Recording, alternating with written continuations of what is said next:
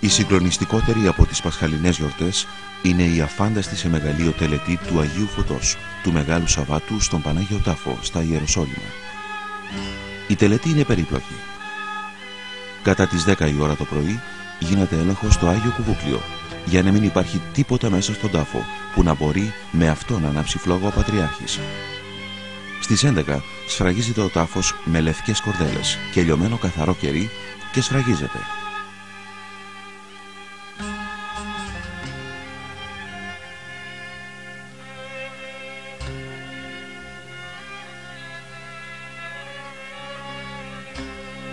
Η κυρίως τελετή γίνεται στις 12 το μεσημέρι. Ο Πατριάρχης με επισκόπους προχωρεί προς τον Πανάγιο Τάφο, στη μέση πομπής που προπορεύονται λαμπάδες, ο Τίμιος Σταυρός, τα λάβαρα και τα εξαπτέρυγα.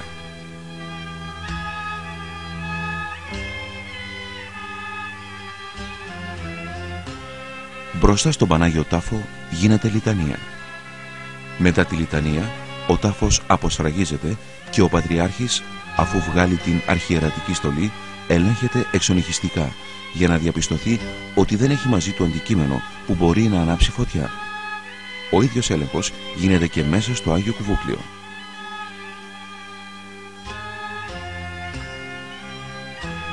Ο Πατριάρχης εισέρχεται στον Πανάγιο Τάφο, ενώ όλες οι καντήλες είναι σβηστές.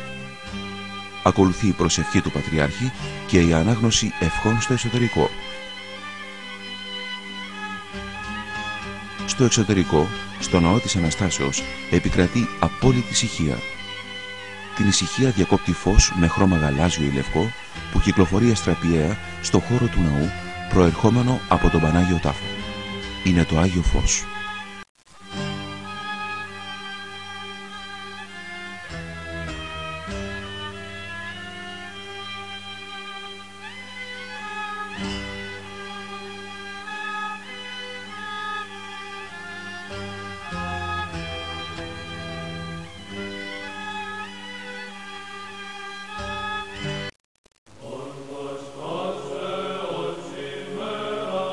Τότε ο Πατριάρχης εξέρχεται κρατώντας 2 δέσμες από 33 κεριά η καθεμία και δίνει το Άγιο Φως στους αντιπροσώπους των εκκλησιών και στο λαό.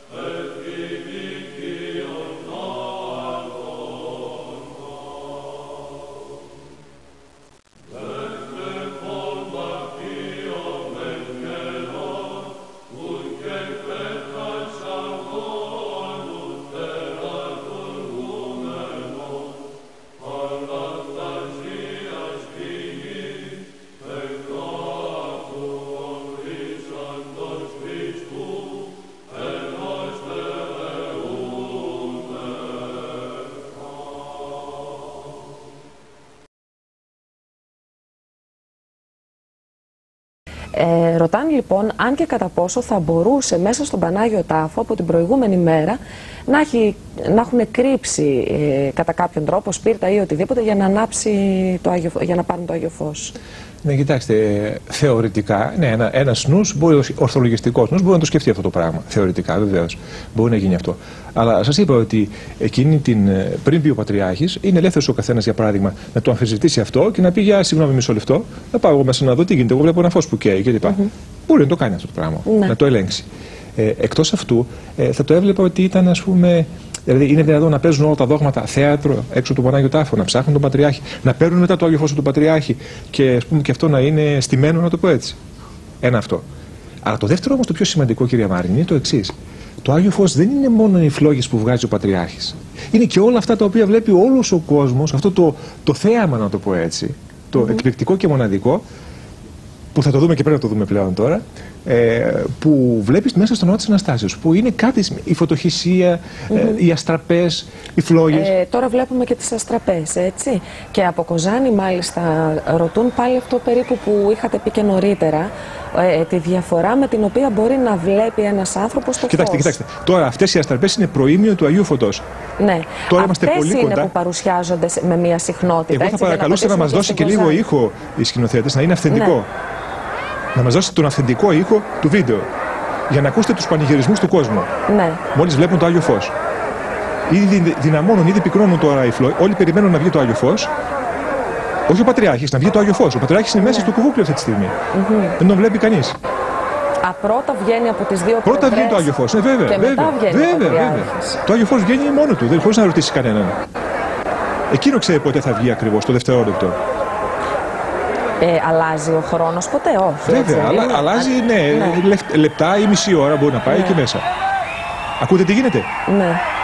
Βλέπετε τι γίνεται?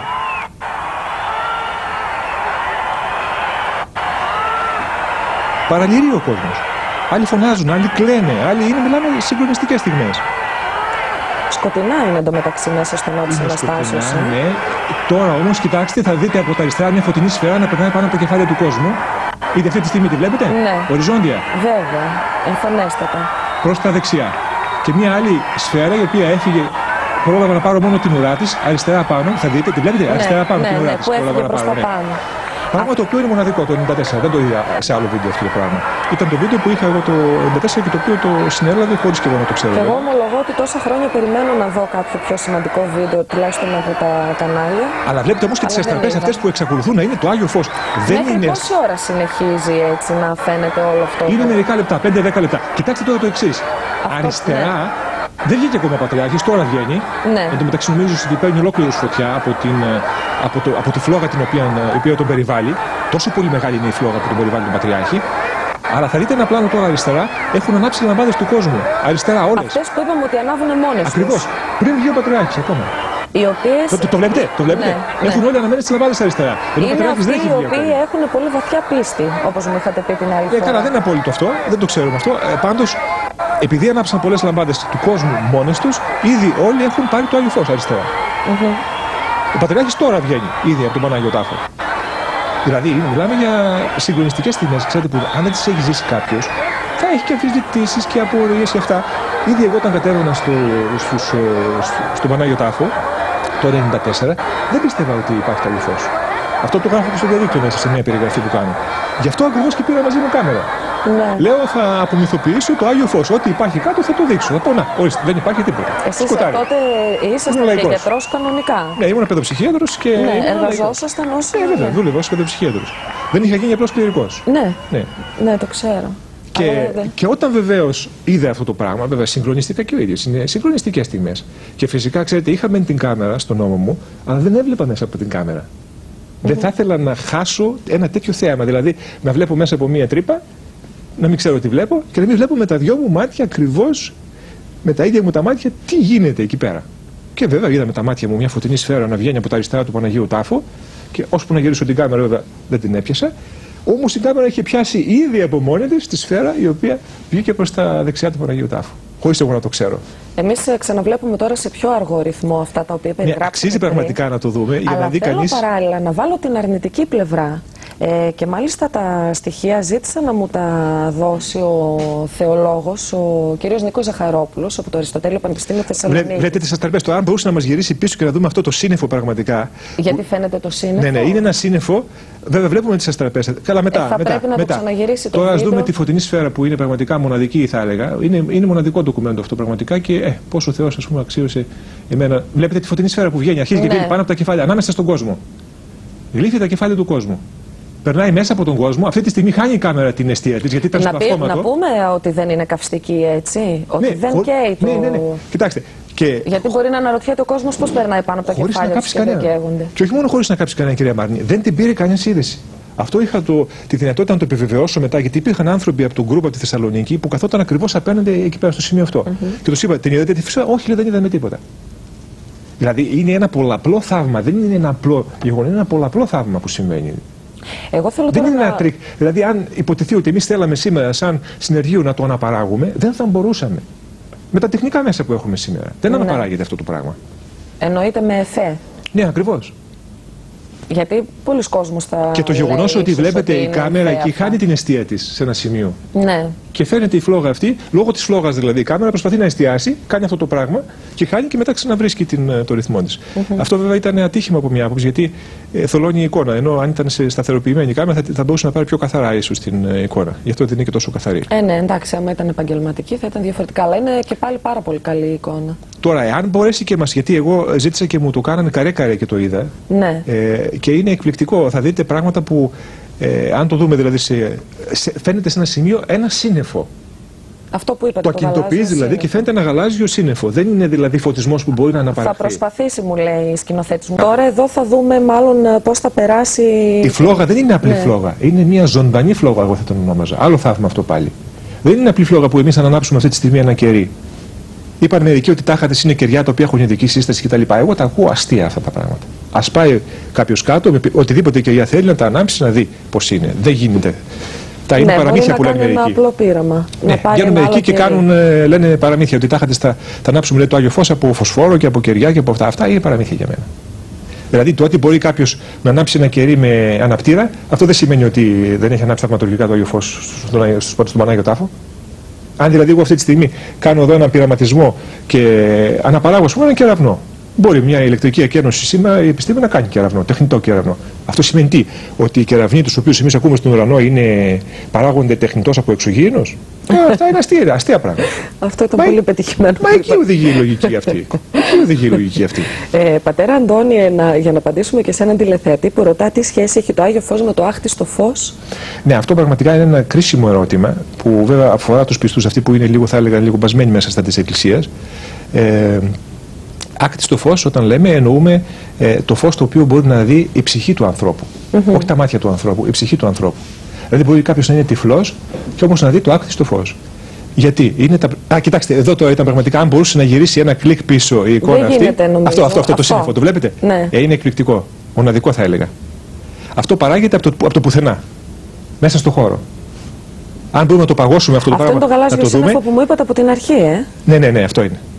Το βλέπετε έτσι με τα χρώματα που το βλέπετε. Εγώ το είδα σε καρέ. Το είδα σε καρέ. Παράγεται από το πουθενά, μέσα στο χώρο. Ναι. Είναι από το πουθενά πραγματικά. Δεν μπορεί να αναπαραχθεί αυτό το πράγμα με τίποτα. Και τέτοια πράγματα, ξέρετε, και πάρα πολλά φωτεινά τέτοια φαινόμενα βλέπει ο κόσμος μέσα. Δηλαδή, βλέπει ένα σύννεφο έξω από τον ναό της Αναστάσεως. Βλέπει ηλεκτρικές εκκοινώσεις στο χώρο. Εκπληκτικά πράγματα. Δηλαδή, αν καθόταν κάποιος και τα κατέγραφε, θα έπρεπε να γράψει έναν ογκώδη τόμο με όλα αυτά και με τις φωτογραφίες. Μάλιστα, έχω και μια φωτογραφία την οποία δεν έχω μαζί μου, την έχω δημοσιευμένη στο διαδίκτυο. Αν θέλει κάποιος μπορεί να την δει. Να τη φλόγα. Η φλόγα δεν είναι αυτή που περνάει τώρα από εκεί μπροστά. Ναι. Η φλόγα που λέγατε ότι έφυγε από τη μία πλευρά. Κατευθύνεται τώρα. Ναι. Λοιπόν, αν πάει κάποιος στη διεύθυνση 1821GR που έχω στην ιστοσελίδα, θα δει έχω μια φωτογραφία η οποία μου την έχει δώσει ο πατήρ Σάββας από το 1900. Νάτι και εδώ έτσι έχει. Ναι, εδώ κοιτάξτε πώς φαίνεται η φλόγα. Ναι. Χάνει την εστία της η κάμερα και την δείχνει με αυτόν τον τρόπο. Και από εκεί φεύγει και ξαφνικά σβήνει, έτσι. Λοιπόν, σας έλεγα. Τρέχει και σβήνει, ας πούμε. Και σβήνει, ναι, στην κολόνα. Και σβήνει στην κολόνα δεξιά.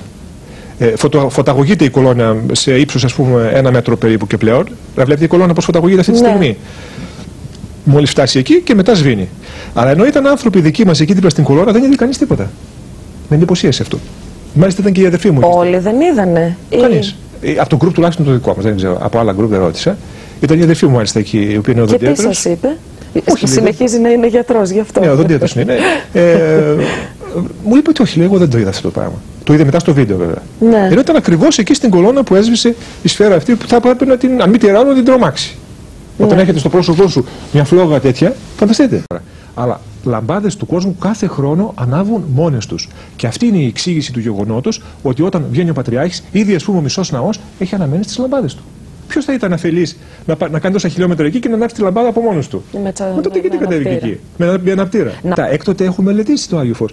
Μερικά πράγματα τα έχω διευκρινίσει καλύτερα. Για παράδειγμα, το 1994, ενώ είχα δει το Άγιο Φως, δεν μπορούσα να πιστέψω αυτό που λέγανε μερικοί, ότι ανάβουν λαμπάδες του κόσμου μόνες τους.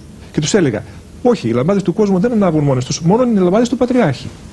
Όταν όμως πήγα το 1995, κυρία Μάρνη, και από περιέργεια γύρισα πίσω μου να δω στην εκκλησία που ήταν πίσω, σκοτάδι όλοι, οι λαμπάδες βυστές και όλοι είχαν τη λαμπάδα τους ψηλά, έτσι αυτό. Και όταν άρχισε να βγαίνει το Άγιο Φως και είδα λαμπάδες παφ μέσα στο πλήθος να ανάβουν μόνες τους, συγκλονίστηκα. Είναι ένα τριχιαστικό γεγονός πραγματικά. Είναι κάτι που το είδα, δεν μπορώ να πω ότι το άκουσα πλέον. Εδώ θα ήθελα να διευκρινίσετε αυτά που θέλετε να ακούσουμε 2 λεπτά τι ισχυρίζεται ο κύριος ως εμπειρία, πείτε μας. Ναι, εγώ, που είναι σχετική με αυτό το σημείο που εξετάζουμε τώρα. Το 1997 ήμουνα στα Ιεροσόλυμα. Το φως δεν καίει μόνο λίγα λεπτά, έμενα 20 λεπτά. Ήρθαν και μου το ζούσαν με σπρέι οι στρατιώτες οι Εβραίοι. Τι κάνατε ακριβώς, εξηγήστε μας. Γνώρισα έναν Άραβα εκεί πέρα, ο οποίος ο πατέρας του ήταν ιερεύς του Παναγίου Τάφου, ορθόδοξος Άραβας βέβαια. Και ο άνθρωπος μου είπε να έρθω το Μεγάλο Σάββατο στις 12 η ώρα πίσω από το ναό της Αναστάσεως. Είχε μια πορτούλα και με έβαλε μέσα να μπω στο. Μου είπε θα πω στο χορό που θα ψέλνουν στους ψαλτάδες και ότι τη δεύτερη φορά, και θα κάνω 3 περιφορές γύρω-γύρω από τον Πανάγιο Τάφο, τη δεύτερη φορά εγώ θα μείνω στην κολόνα για να πάρω το φως από το Πατριάρχη. Να μην συνεχίσω μαζί τους.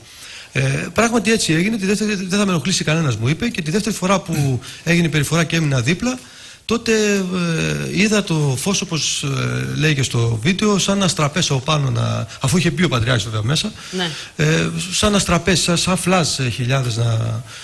και μετά άρχισαν να βγαίνουν φλόγες από τον τάφο του Χριστού και να βγαίνουν οι φλόγες, τι εννοείται? Αυτές οι πύρινες σφαίρες που... Σαν ένα φλογοβόλο όπλο, να πετάει φλόγες, συνέχεια φωτιές. Αυτό είναι καινούργια έκδοση. Μισό λεπτό να ακούσουμε την εμπειρία. Φωτιές. Αυτές ορούτσαν στον αέρα, περνάγαν από τα μαλλιά των γυναικών, πήγαν και ανάβαν τα καντήλια στο... Δεν καίγανε τον κόσμο? Δεν τον καίγαν, όχι. Εμένα χτύπησε μία στο στήθος μου, έπεσε κάτω και την άναψα με τη λαμπάδα, με τα 33 κεριά αυτά εδώ που... Αφού λοιπόν την άναψα, ήμουν βέβαια κατηχητής της Ελλάδος και το κήρυτα το θαύμα αυτό στα παιδιά και γι' αυτό και πήγα εκεί. Με ρωτάγαν τα παιδιά, το έχεις ζήσει?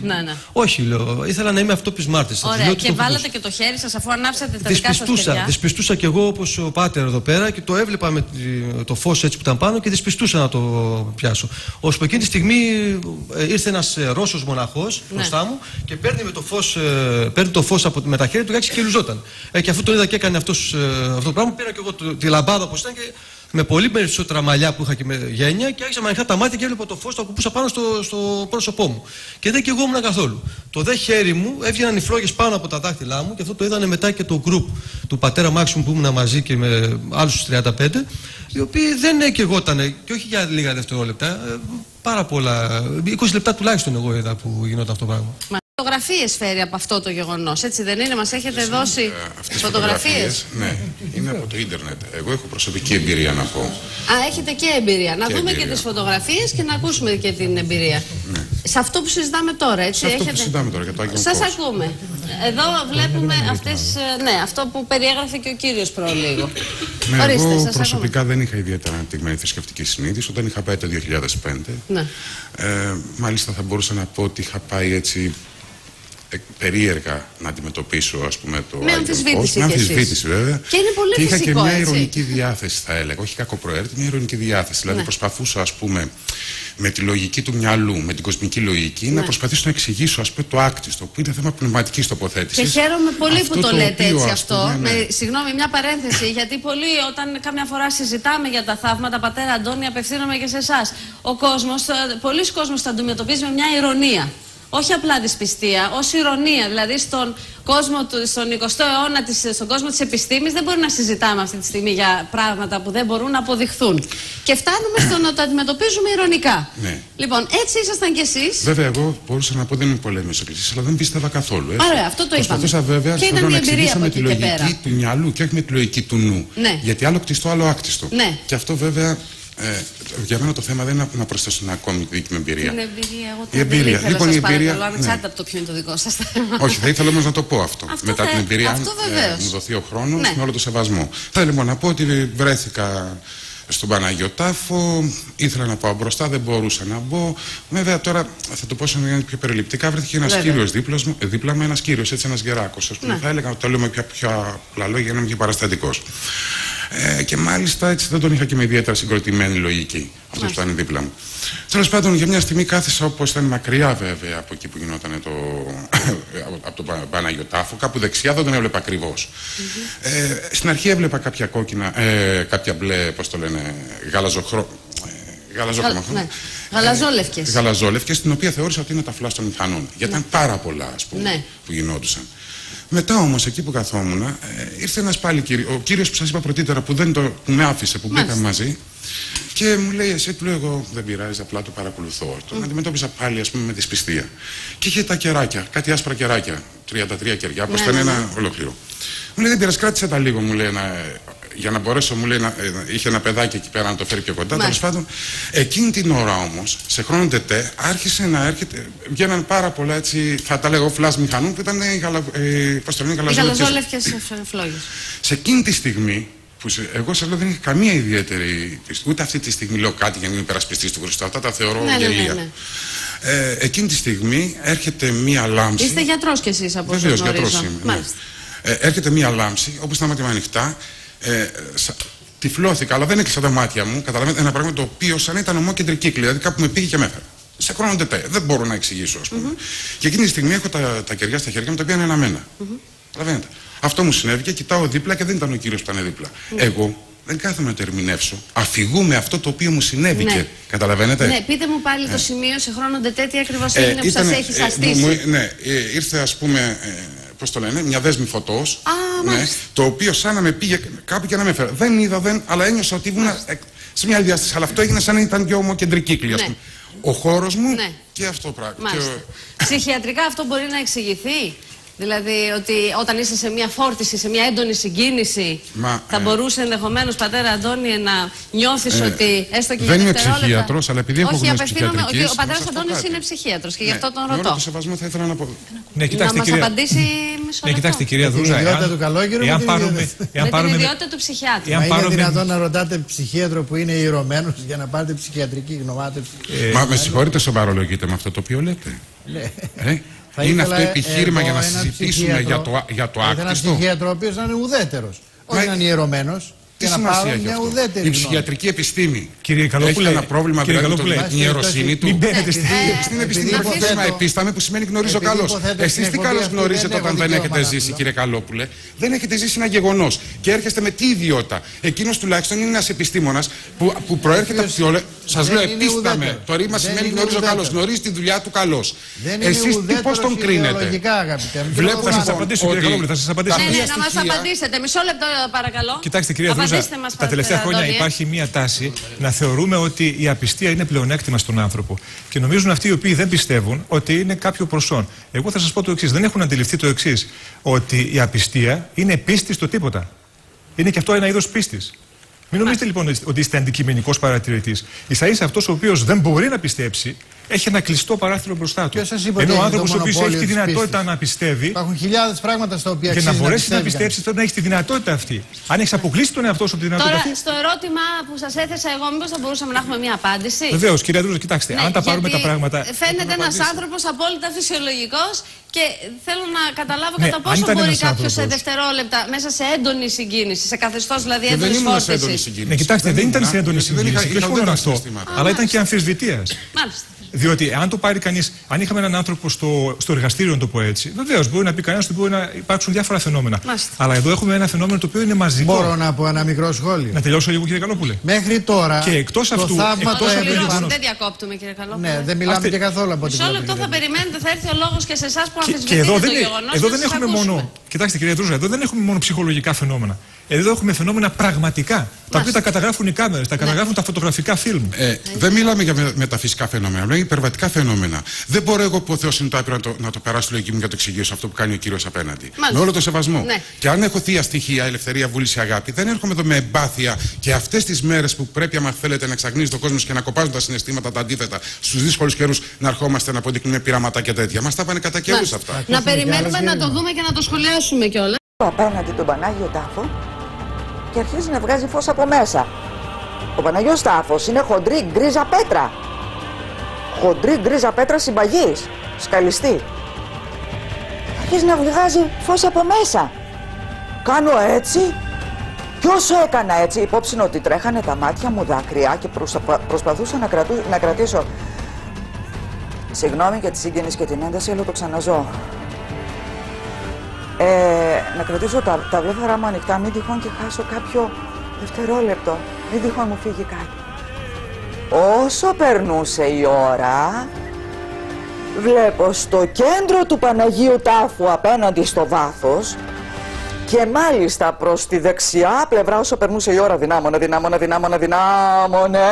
και έγινε σαν, πώς είναι μεσημέρι που δεν μπορείς να δεις τον ήλιο, εάν το δεις θα στραβωθείς. Αυτό έπαθα εγώ. Και βλέπω και δυνάμωνε μια πύρινη μπάλα στην δεξιά κάτω πλευρά μέσα του Παναγίου Τάφου. Ο δε Πανάγιος Τάφος έγινε κάτι, πώς λέμε αυτό το see-through. Όλο φως κρίσταλο. Λέω τώρα θα απογειωθεί. Είναι αδύνατο να σας μεταφέρω αυτό που ένιωσα. Και ξαφνικά βλέπω τον κόσμο να αναστατώνεται όσο πήγαινε και λίγο πιο προς τα εμάς και βλέπω τις καντήλες στο βάθος ανάβουν όλες με τη μία μέχρι εμάς. Έφτασε το Άγιο Φως όχι σε εμάς από πίσω στο ιερό μέσα, αλλά πολύ κοντά σε εμάς, χωρίς να έχει έρθει ο Πατριάρχης ακόμα, μόνες τους οι λαμπάδες. Πώς να σας το πω. Η κόρη μου ήταν δίπλα με φουντωτό σγουρό μαλλί, ξέχασα να σας το πω. Αυτό φαντάζεστε τι φλόγα βγάζει. Φλόγα, όχι αστεία, φλόγα. Χώρια που ήταν γύρω μας. Λοιπόν, και τις κάνω τα μαλλιά έτσι και χώνω τις φλόγες μέσα στα μαλλιά της. Έβγαινε το φως ανάμεσα από τις τρίχες. Το μόνο που της έμενε, έπρεπε να λαμπαδιάσει εννοείται, λίγο λιωμένο κερί. Και κάνω τα ρούχα μου έτσι. Έπρεπε να έχουμε γίνει όλοι μια λαμπάδα. Όχι μόνο εμείς, εκεί. Όλος ο κόσμος, την ίδια δουλειά κάναμε. Πλημμυρίσαμε φως. Πλημμυρίσαμε φως. Δεν περιγράφεται με τίποτα.